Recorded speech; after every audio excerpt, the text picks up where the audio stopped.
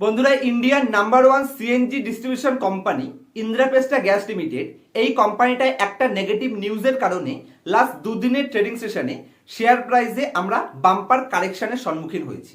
এমনকি যদি আমরা কোম্পানির টপের থেকে দেখি তাহলে কোম্পানির লাস্ট এক মাসের টাইম পিরিয়ডে 22 থেকে 25% একটা হেভিলি কারেকশনের মুডে কোম্পানি রয়েছে। তো এই যে নেগেটিভ নিউজটার কারণে শেয়ার প্রাইসে বাম্পার কারেকশন হচ্ছে, এই নিউজটার জন্য কোম্পানির শেয়ার প্রাইস আর কতটা নিচে যেতে পারে? হয়তো আমাদের অনেকের পোর্টফোলিওতে এই কোম্পানির শেয়ারটি রয়েছে, ইন্দ্রাপ্রেস্টা গ্যাস কোম্পানিটি রয়েছে। তো এই নেগেটিভ নিউজের জন্য যে কোম্পানিতে শেয়ার প্রাইসে কারেকশন হচ্ছে, এটাকে আমাদের কতটা নেগেটিভ হিসেবে নেওয়া উচিত?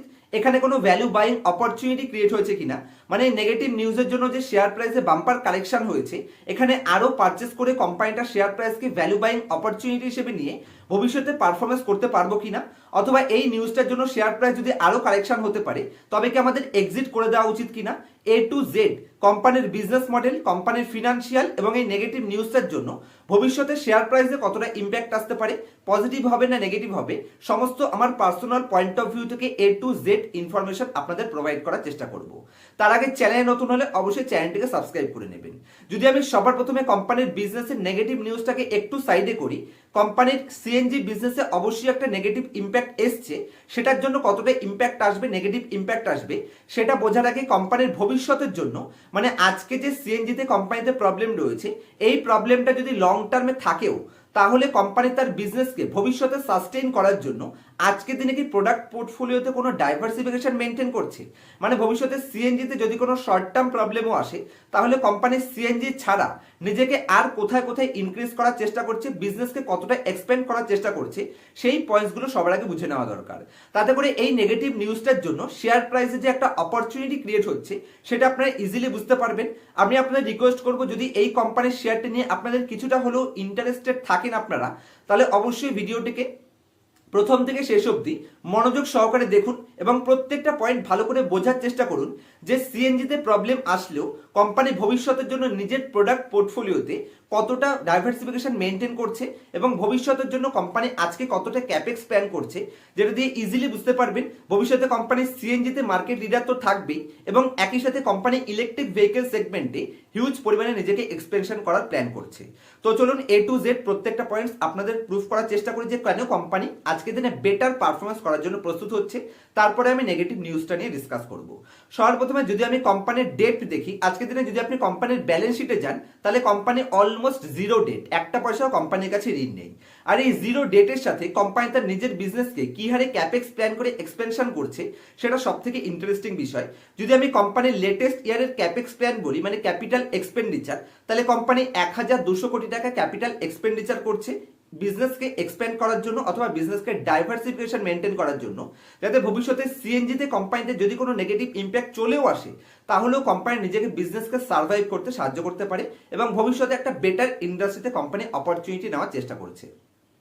2024-25 অর্থবর্ষে কোম্পানি এর মধ্যে 50টি electric vehicles heavy charging station already বিল্ডের অলমোস্ট 80% কমপ্লিট করে ফেলেছে, যেটা ভবিষ্যতে কোম্পানি ব্যাটারি সোয়াপিং মোডের মাধ্যমে নিজের ইলেকট্রিসিটি বিজনেসে, মানে electric vehicle charging station business সেগমেন্টে হিউজ পরিমাণে এক্সপেনশনের প্ল্যান করছে, যেখানে কোম্পানি বিপিসিএল এবং সেলের সাথে হিউজ পরিমাণে জয়েন্ট ভেঞ্চারেও কাজ করার টার্গেট করছে এবং JV joint venture company already করে ফেলেছে। তো ডেফিনেটলি সিএনজির সাথে সাথে company electric vehicle charging station সেগমেন্টেও কিন্তু নিজেকে এক্সপেন্ড করার চেষ্টা করছে। তার মানে ভবিষ্যতে কোম্পানি আজকের সিএনজির সাথে সাথেও প্রোডাক্ট পোর্টফোলিওকে ডাইভার্সিফিকেশন করার চেষ্টা করছে, যেটা ভবিষ্যতের বিজনেস পোর্টফোলিওকে গ্রেট প্রুফ করার চেষ্টা করছে। এবং যদি আমি গ্রিন হাইড্রোজেনের কথা বলি তাহলে ভবিষ্যতে যদি গ্রিনের উপর আমাদের ফোকাস যায় তাহলে company green hydrogen generation plan set up করারও কিন্তু প্রস্তুতি নিয়েছে, যেখানে অলরেডি কোম্পানির 4টি হাইড্রো প্ল্যান সেট আপের মাধ্যমে গ্রিন হাইড্রোজেন প্ল্যান সেট আপের প্ল্যান করছে, যেখানে কোম্পানি ইউপিতে মেনলি ফোকাস করছে, ভবিষ্যতে কোম্পানি ওভারঅল ইন্ডিয়াতে ফোকাস করার চান্স রয়েছে। আর যদি আমি এই কোম্পানির আজকের দিনের নেগেটিভ নিউজের মধ্যে আসি, কারণ কোম্পানির মধ্যে পজিটিভ কি কি করছে সেটা আমি বুঝিয়ে দিলাম যে কোম্পানি ভবিষ্যতে সিএনজিতে তো পারফরমেন্স করবেই, সিএনজিতে মার্কেট লিডার রয়েছে, মার্কেট লিডার থাকবে। আর সবসময় মাথায় রাখতে হবে সিএনজিতে কেন মার্কেট লিডারে মানে ভবিষ্যতে অপরচুনিটি রয়েছে সেটা নিয়ে এই ভিডিওটাতে আমি এ টু জেড কভার করেছিলাম, অবশ্যই ভিডিওটা একবার দেখে নেবেন যে সিএনজি ভবিষ্যতে কত বড় অপরচুনিটি রয়েছে।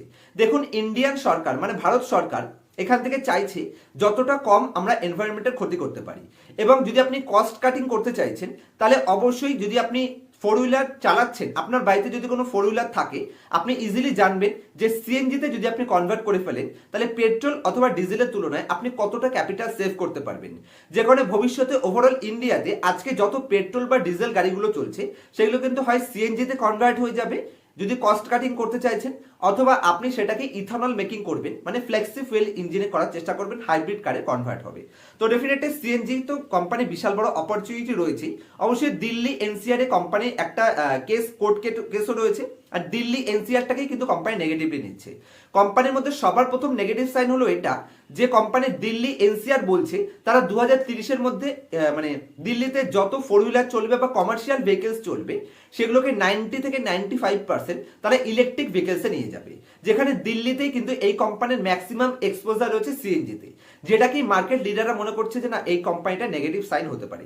তবে মাথায় রাখতে হবে কোম্পানি শুধু সিএনজির উপরে নয়, কোম্পানি হাইড্রো ইলেকট্রিক এবং একই সাথে মানে গ্রিন হাইড্রোজেন পাওয়ার এবং একই সাথে কোম্পানি ধরতে পারেন ইলেকট্রিক ভেহিকেল চার্জিং স্টেশন, সেটা দিয়ে তো এক্সপোজার গেইন করবেই, এবং আদার্স সিটিগুলোতে কিন্তু কোম্পানি সিএনজিতে হিউজ পরিমাণে গেইন করবে এবং সিএনজি ভবিষ্যতে এখান থেকে ইনক্রিজ হবে।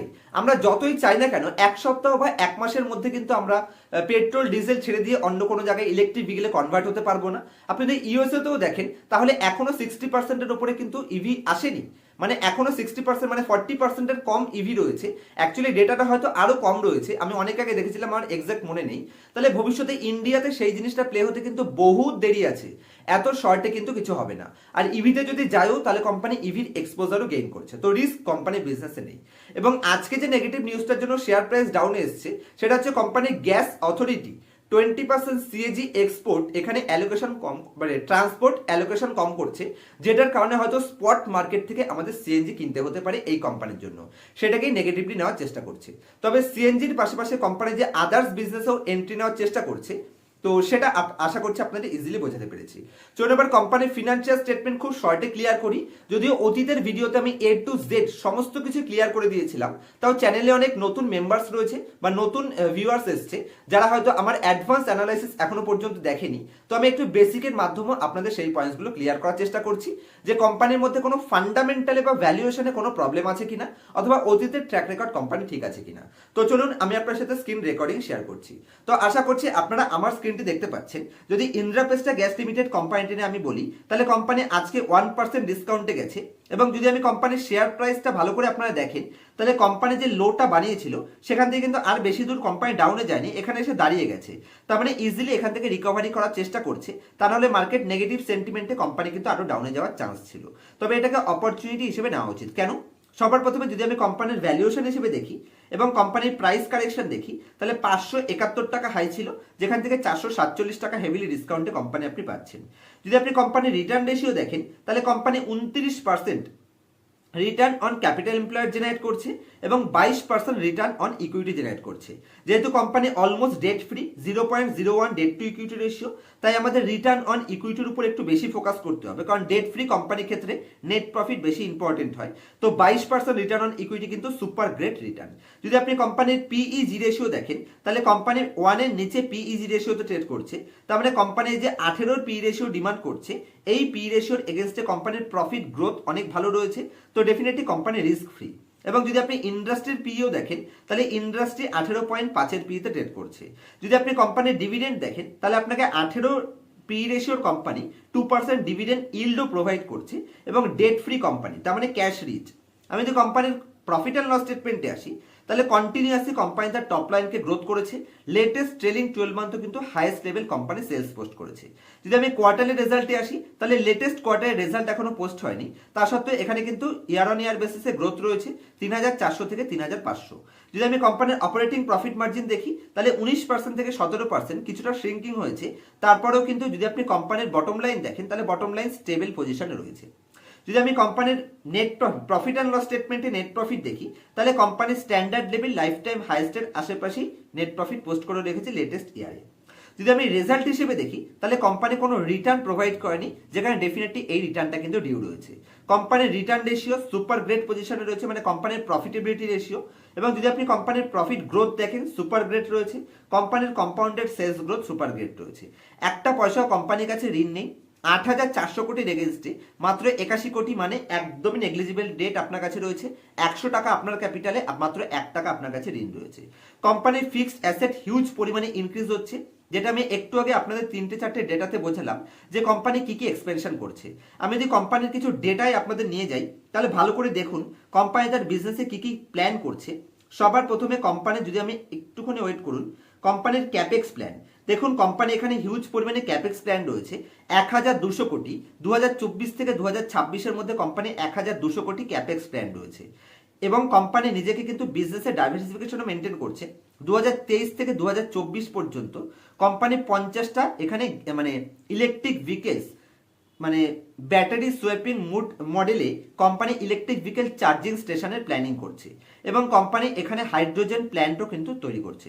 তো ডেফিনেটলি কোম্পানির বিজনেস মডেল তো সুপার গ্রেট। কোম্পানির ফিনান্সিয়াল স্টেটমেন্ট, কোম্পানির ভ্যালুয়েশন, A to Z প্রত্যেকটা জায়গায় পজিটিভ সাইন আছে। যেখানে এফআইআই ওভারঅল ইন্ডিয়া থেকে সেলিং করছে, সেখানে লাস্ট কোয়ার্টারে এফআইআই এখানে 3% স্টেক ইনক্রিজ করেছে। এখানে ডিআইআই তাদের 2% স্টেক রিডিউস করেছে এবং রিটেল পাবলিক 1% স্টেক রিডিউস করেছে। সেই পুরো স্টেকটাই কিন্তু এখানে এফআইআই পারচেস করেছে। লেটেস্ট কোয়ার্টারে রেজাল্ট আসলে বোঝা যাবে যে এফআইআই এখানে কি ডিসিশন নিচ্ছে। তো ডেফিনেটলি আমার তো কোম্পানি সুপার গ্রেট লাগছে। এবং যদি আপনি এখানে ডিআইআই লিস্টও দেখেন, তাহলে লেটেস্ট দুটো কোয়ার্টারে কিন্তু এখানে ডিআই এর মধ্যেও কিন্তু কিছু স্ট্রং হ্যান্ডেড এন্ট্রিও হয়েছে। এইচডিএফসি মিউচুয়াল ফান্ড তারা 3% স্টেক এন্ট্রি নিয়েছে। এবং যদি আপনি কোটাক ইকুইটি অপরচুনিটি দেখেন, তারাও 1.8% এন্ট্রি নিয়েছে, রিসেন্ট এন্ট্রি। যদি আপনি পারাকপারিক ফ্লেক্সি ক্যাপ দেখেন, তাদেরও এন্ট্রি রয়েছে। এইচডিএফসি লাইফ ইন্স্যুরেন্স, তাদেরও এখানে স্টেক রয়েছে। তো অনেকগুলো এইচএনআই এবং অনেকগুলো কিন্তু এখানে আপনি দেখতে পাচ্ছেন ডিআইআই তাদের এন্ট্রি রয়েছে। এবং এফআইআই তো কন্টিনিউয়াসলি বুলিশনেস প্রোভাইড করছে। প্রোমোটারের কাছে এখানে স্টেবল স্টেক রয়েছে। যতটা স্টেক প্রোমোটারের কাছে ছিল 45%, পুরো স্টেক প্রোমোটার এখানে ধরে বসে আছে। তো এই শর্ট টার্ম নেগেটিভ নিউজের কারণে, যে নেগেটিভ নিউজটার কারণে শেয়ার প্রাইসে কারেকশন হয়েছে, আমি মনে করছি এখান থেকে ডাউনসাইড রিস্ক একদমই কম রয়েছে। লং টার্মের জন্য কোম্পানি হোল্ড করা যায়, কোনো অসুবিধা নেই। কারণ কোম্পানির সিএনজিতে 75% এক্সপোজার এখন রয়েছে। ভবিষ্যতে যত ইভিতে কনভার্ট হবে, কোম্পানি ইভি চার্জিং স্টেশনে যাবে, যেখানে কোম্পানি বিজনেসকে ধীরে ধীরে ডাইভার্সিফিকেশনে মেনটেন করছে। তো প্রত্যেকটা পজিটিভ সাইন কোম্পানিতে রয়েছে। আমার তো কোম্পানিতে কিছুই নেগেটিভ লাগছে না। কোম্পানিতে আমার পার্সোনাল এক্সপোজারও রয়েছে। আমি এক্সপোজারকে কিছুটা ইনক্রিজও করেছি লাস্ট 2-3 দিনের ট্রেডিং সেশনে, যেটা আমি মেম্বার্স অনলি ভিডিওতে আপনার সাথে প্রেজেন্টও করেছিলাম, যে কোম্পানির শেয়ার প্রাইস ডাউনে এসছে, ওখানে great value buying opportunity create হচ্ছে। তো আমার পার্সোনাল ওপিনিয়নে কোম্পানিতে আমি ইনভেস্টেড ছিলাম, এখনো ইনভেস্টেড রয়েছি, বরঞ্চ আমি অ্যালোকেশন কিছুটা ইনক্রিজ করেছি। ভবিষ্যতে দেখা যাবে কোম্পানি কিরকম পারফরমেন্স করে। আমার এক্সপেকটেশন বলছে যে কোম্পানির শেয়ার প্রাইস এখান থেকে একটা বাম্পার অ্যাপ্রিসিয়েশনের চান্স রয়েছে। নেগেটিভ নিউজ, পজিটিভ নিউজ মার্কেটে থাকবেই। নিউজের উপর বেস করে কোম্পানিকে কখনোই পারচেস করা উচিত নয়। তবে নিউজের উপর বেস করে যদি কোম্পানির শেয়ার প্রাইস ডাউনে আসছে, সেখানে অপরচুনিটি গ্র্যাব করা উচিত। তবে নিউজের উপর বেস করে মার্কেটকে নেগেটিভলি নেওয়া যাবে না এবং নিজেদের স্টপ লস বুক করা যাবে না।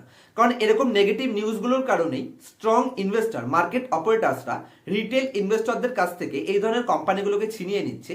দেখুন, নেগেটিভ নিউজ না আনলে আপনার আমার মতন লোকেরা কিভাবে ভয় পাবে? আর আপনি আর আমি যদি ভয় না পেয়ে স্টপ লস বুক না করি, তাহলে স্ট্রং ইনভেস্টর লোয়ার লেভেলে এন্ট্রি কি করে নেবে? তো স্ট্রং ইনভেস্টরের মাইন্ডসেট আপনাকে বুঝতে হবে।